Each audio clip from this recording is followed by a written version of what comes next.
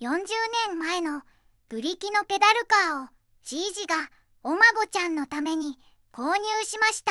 でも錆がひどくてこのままではプレゼントできないのでレストアします。前回は塗装を落として大錆塗装したボディの穴を塞いでパテを盛り、一生懸命研磨して塗装ができる状態にしました。今回はこのボディに塗装を行います。アバルトの純正色で真っ赤に仕上げます。仕上がりにご期待ください。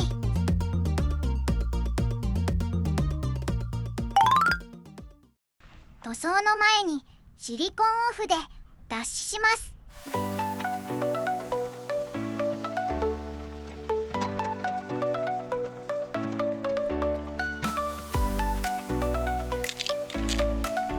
プラサフをスプレーします。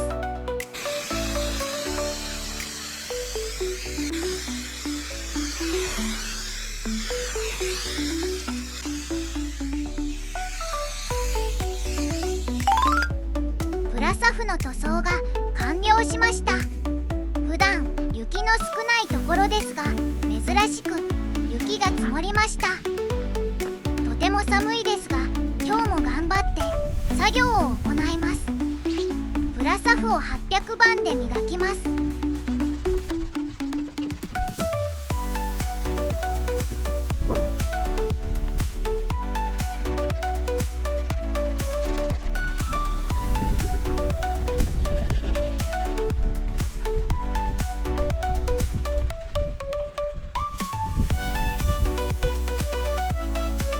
1回目の水研ぎが終了しました。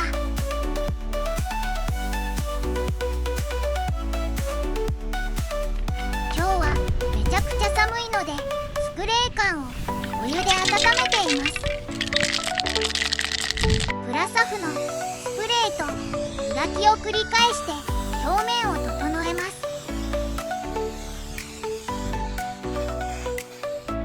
白色のプラサフがなくなったので、手持ちのグレーのプラサフをスプレーします。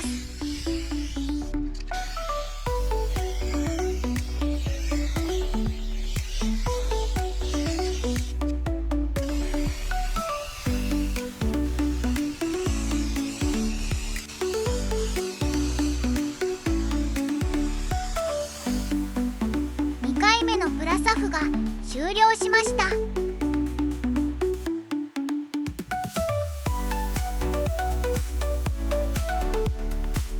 表面を800番で磨いて整えます。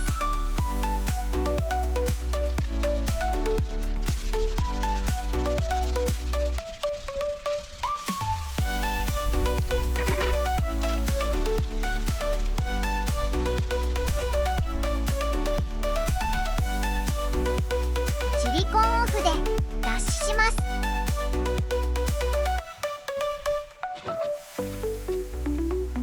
塗料を準備します。塗料の色はアバルト純正の真っ赤です。1層目は赤色に黒色を混ぜた塗料を使用します。赤色は下地の色の影響を受けやすい色ですが、黒色を混ぜることで下地の影響を少なくできます。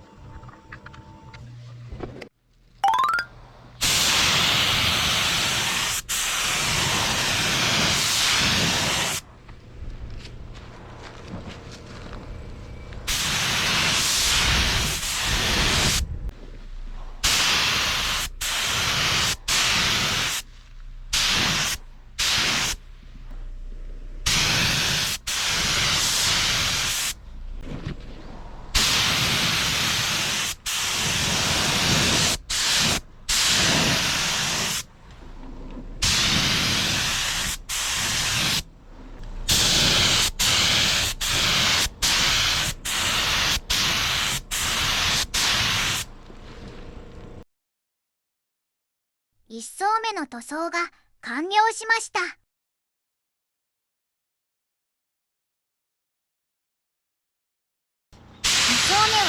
赤色で塗装します。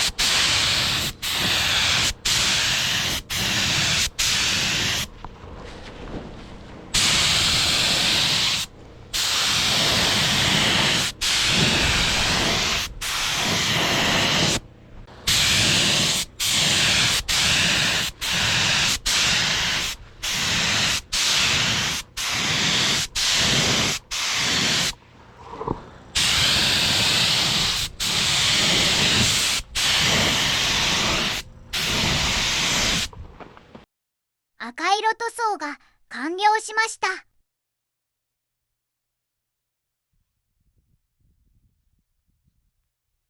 30分乾燥させ、クリアを塗装します。クリア塗料です。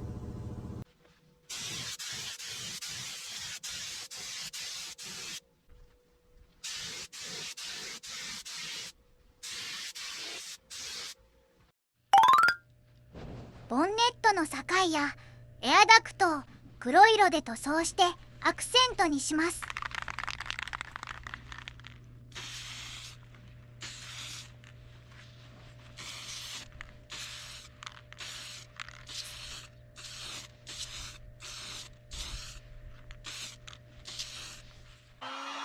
今日は寒いのでヒートガンで温めます。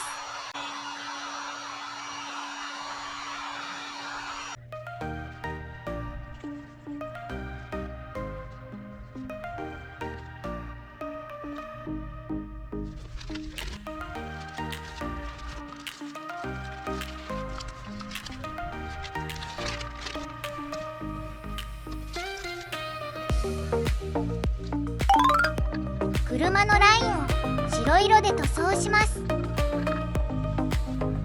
レトロな車に真っ白は似合わないのでアイボリーに調合します。調合の割合は白色5に対し黄色1、黒色を少々混ぜます。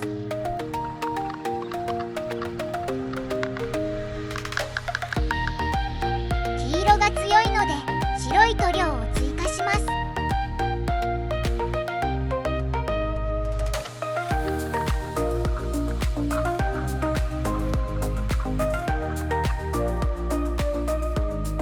アイボリーを塗装します。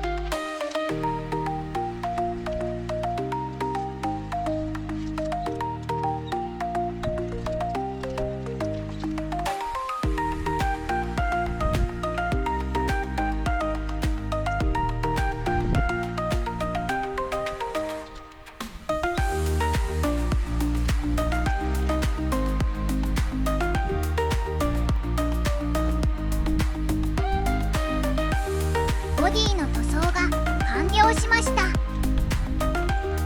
ボディに色移りがあります。塗料が完全に硬化していなかったので養生テープの跡がつきました。塗装がはみ出たところもあります。次回はボディの表面を磨いて悪いところを修正しツヤのあるボディにします。ぜひチャンネル登録してこの続きをご覧ください。今日は最後までご覧いただきありがとうございました。